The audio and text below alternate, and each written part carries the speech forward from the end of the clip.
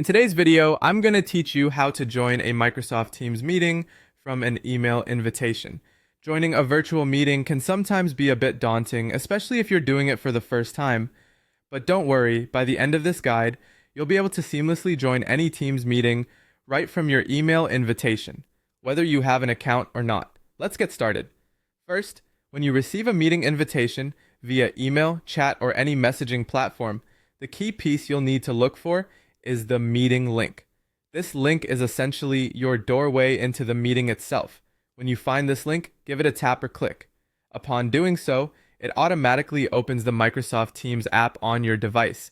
If you don't have the app installed yet, don't worry. You will usually be guided through the installation process or given the option to join via the web.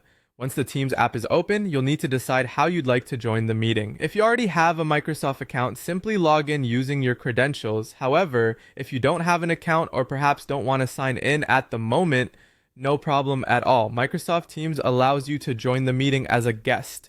Just look for the option that says join as a guest and tap on it.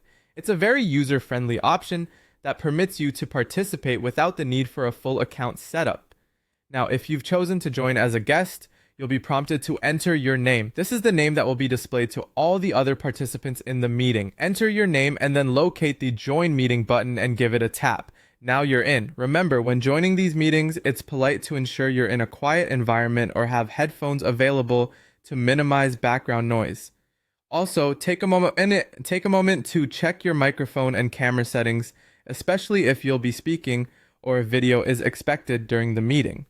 That's how easy it is to join a Microsoft Teams meeting from an email invitation. This straightforward process allows you to connect with colleagues, attend virtual events, or even just catch up with a friend. I hope you found this guide helpful and that you're now feeling confident about joining your next Teams meeting. If you found this video helpful, don't forget to like and subscribe for more such tutorials.